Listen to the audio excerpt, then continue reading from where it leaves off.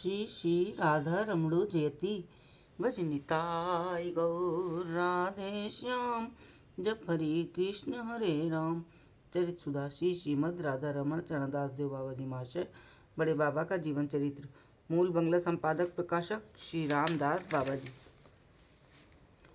गणेश को सर्पाघात। राय बहादुर प्रसन्न बाबू के बगीचे में परमानंद से दिन बीतने लगे। बाबा जी महाशय के साथ श्री श्री राधा रमण जी के चित्रपट की सेवा थी। रसोई घर निवास स्थान पृथक था, इसलिए रसोई बन जाने पर ठाकुर जी के लिए भोग का थाल ठाकुर के सम्मुख लाना होता था। अवशिष्ट भोज्य सामग्री का भोग रसोई घर में ही लग जाता था वहाँ पंगत बैठ जाती थी। एक दिन संध्या समय खिदरपुर से नाना प्रकार के व्यंजन भोग के लिए आए, जिनमें बहुत से दुग्ध के छाछ थे। किसी छाछ पर महामंत्र, किसी पर निताई गौर राधेश्याम और किसी पर लता पताओं के चित्र बने थे। संध्या आरती के पश्चात वे सब ठाकुर के भोग के लिए प्रस्तुत किए गए और आरती कीर्तन के पश्चात बाबा जी महाशय अपने हाथ में चाकू लेकर सब छाछों में थोड़ा थोड़ा काट कर लोगों को देने लगे। रसोई घर में जो लोग थे उन्हें भी बुला लिया। गणेश चंद साहू नाम का 16 वर्ष का एक उड़ीसावासी युवक भी तेजी से बाबा जी महाशय की ओर भागा। एकाएक एक भयानक विषधर सर्प ने उसके दाहिने पैर की वृद्धांगुली में काट लिया। युवक ने व्याकुल होकर साथियों को पुकारा। वे उसे पकड़कर बैठक खाने में ले गए। प्रसन्न बाबू ने कक्ष को देव देवसियों के चित्रों से सजा दिया था। राधा गोविंद निताई गौर पंच तत्व और महादेवादि के एक एक चित्र ऐसे थे जिन्हें देखकर आंखें हटाने की इच्छा नहीं होती थी। गणेश को इस स्थान पर सुलाकर एक व्यक्ति ने बाबा जी महाशय से जाकर कहा, गणेश को सांप ने काट लिया है, वो बेहोश पड़ा है। सुनते ही बाबा जी महाशय उसके लिए निकट भागे गए और उन्होंने एक हृदय विदारक दृश्य देखा। गणेश के हाथ पांव के जोड़ ढीले हो रहे हैं, शरीर नीला वर्ण का हो गया है, जिह्वा मुख से 6 अंगुल बाहर निकली पड़ी है। उस समय उस स्थान पर अवधूत ज्ञानानंद स्वामी के शिष्य कृष्णानंद स्वामी और गोविंदानंद परिव्राजक भी उपस्थित थे। बाबा जी महाशय ने संगीगण से नाम करने को कहा और कृष्णानंद स्वामी जी से बोले, देखो भाई, तुम इस लड़के को खड़ा कर संकीर्तन में ले जाओ। वे गणेश को खड़ा करने लगे तो देखा कि उसका शरीर बर्फ के समान ठंडा है और हाथ पैरों के जोड़ बिल्कुल ढीले हैं। वे अति कातर भाव तथा अश्रुगदगद कंठ से बोले, दादा, इसके शरीर में तो प्राण ही नहीं है, शरीर जैसे बर्फ की शिला बन गया है। बाबा ने कहा, तुम अपना काम करो ना, विचार करने वाले तो निताई चांद हैं, उनकी जो इच्छा होगी वही होंगे करेंगे। कृष्णानंद स्वामी ने युवक को बड़े कष्ट से उठाया और उसका सिर अपने कंधे पर रखा तथा उसे दृढ़ता से अपनी बाहों में जकड़कर नाम कीर्तन के मध्य में भ्रमण करने लगे। उधर नवदीप दादा ने साथियों के साथ उन्नत भाव से नाम कीर्तन कर रहे थे। बाबा जी महाशय ने कमरे के दरवाजे की सिटकनी लगा दी।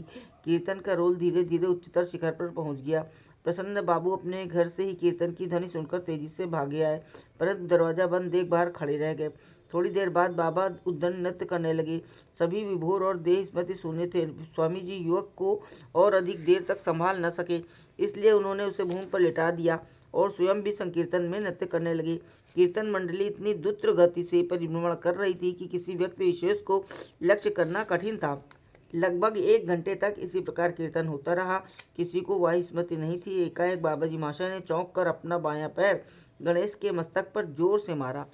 इच्छा में प्रभु की इच्छा से उनके चरण के स्पर्श से ही गणेश के हाथ पैरों में के जोड़ दृढ़ हो गए, जिह्वा मुख में प्रवेश कर गई और शरीर का वर्ण पहले की भांति हो गया, किंतु चेतना नहीं आई। 10 मिनट के पश्चात बाबा जी महाशय ने पहले की भांति एक बार फिर पदाघात किया। तब गणेश आंखें खोल इधर उधर देखने लगा। उसकी तत्कालिक अवस्था देख ऐसा जान पड़ता था कि उसे किसी अप्राकृत वस्तु का दर्शन और स्पर्श मिला था और अब वो उसी का व्याकुलता से अन्वेषण कर रहा है। संकीर्तन वैसे ही चल रहा था। बाबा जी महाशय ने उससे कहा, ये जो पंचतत्व हैं इन्हें दंडवत प्रणाम करो, अभीष्ट पूर्ति होगी। पर कौन सुने। गणेश ने बाबा जी महाशय को देखते ही व्याकुल भाव से रोते रोते उनके चरण धरता से पकड़ लिए और बोला, बाबा, मेरे उद्धार करता तो आप ही हैं। मैंने अपने नेत्रों से देखा, आप मुझे उन 2 विकराल मूर्तियों के हाथ से छुड़ाकर लाए हैं। उनका स्मरण कर मुझे अब भी कंपकपी छूटती है। प्रभु मैं बड़ा पाखंडी हूँ, आपके सिवाय मेरा कोई नहीं है, मुझे अपने चरणों से विलग ना करें। इतना कह वो ठीक बालक की भांति उच्च स्वर से रोने लगा। उसकी अवस्था देख सभी लोग अत्यंत व्याकुल हो उच्च कंठ से हाँ निताई कहकर रोने लगे। कीर्तन की रोल की जगह रोने की रोल सुनाई पड़ने लगी। इतने में एक व्यक्ति ने प्रसन्न बाबू की व्याकुलता देख दरवाजा खोल दिया। प्रसन्न बाबू और अन्य आगंतुक प्राण भर इस विस्मयजनक व्यापार को देखने लगे। बाबा जी महाशय अर्धमुद्रित नेत्र और प्रेम गदगद कंठ से बोले, बाबा हाथी का बोझ चीटी के ऊपर क्यों लादते हो? परम दयालु करुणामय निताई चांद किसी का दुख नहीं देख सकते। अन्य युगों में उन्हें पुकारने और प्रार्थना करने की आवश्यकता होती थी। धन्य है यह कलयुग जिसमें दयालु प्रभु अयाचित भाव से कृपा करते हैं। हम उन्हें भजें या ना भजें, केवल इतना विश्वास ही पर्याप्त है कि वे परम दयालु प्रभु हैं। इस प्रकार बाबा के समझाने पर भी बालक गणेश की कुछ समझ में नहीं आया। वो बोला, मैं आपका हूँ, बस मैं और कुछ नहीं सुनना चाहता। मेरे निताई गौर आप हैं, आपकी यदि कोई और हो तो हुआ करें। कृपा कर वचन दे कि अब आप मुझे अपने चरणों से अलग ना करेंगे। बाबा जी बोले, भजन करो, निताई चांद करुणामय है। इतना कह उसे उठाकर आलिंगन किया। उपस्थित लोग गणेश के भाव की प्रशंसा करने लगे। बहुत दिनों से कामाख्या देशवासी एक जटाधारी ब्राह्मण इन लोगों के साथ रहते थे। बाबा जी महाशय प्रतिष्ठा के भय के कारण उन्हें बुलाकर बोले, बाबा आप तो सांप का मंत्र जानते हैं, इस बालक की झाड़ दीजिए। वृद्ध ब्राह्मण ने गणेश को झाड़ दिया। उसी समय बाबा जी महाशय बोले, देखो इन बाबा जी के मंत्र बल से इसका विष दूर हो गया। गणेश से कहा, ये तुम्हारे जीवन दाता है। प्रसन्न बाबू बाबा जी महाशय के चरणों में दंडवत प्रणाम करते हुए बोले, मैं तो जन्म से ही असदाचारी, विधर्मी और घोर पाखंडी हूँ। मेरी कौन सी ऐसी सुकृति थी जिसके कारण मेरे स्थान पर आपका शुभागमन हुआ? मेरे जैसे हीन व्यक्ति के लिए तो आपका दर्शन भी दुर्लभ है। बाबा जी, निताई आप तो ब्राह्मण हैं और मेरे गुरु तुल्य हैं। प्रसन्न बाबा, इस प्रकार कहकर मेरी प्रताड़ना ना करें। मैं ब्राह्मण हूँ या म्लेच्छ ये तो मैं नहीं जानता। आपके चरणों से मेरी ये प्रार्थना है कि आप पतित जानकर मुझे घृणा ना करें। मेरी उम्र हो गई है और भोग विलास आदि से शरीर अशक्त हो चुका है। अभी तक तो मैं बिल्कुल निश्चिंत ही रहता था। धर्म कर्म और पाप पुण्य जैसी कोई वस्तु है ये मेरे मन में ही न थी। स्वच्छंदता पूर्वक पैसा पैदा करना, खाना पीना, मौज उड़ाना, इसी को मनुष्य जीवन का कर्तव्य समझता था। परंतु अब समझा कि इतने दिन वृथा ही गंवाए। इतने जंजालों से मैं फंस चुका हूँ कि चाहने पर भी उससे छुटकारा नहीं पा सकता। इसलिए आपके चरणों में प्रार्थना करता हूँ कि अपनी कृपा से मुझे वंचित ना करें।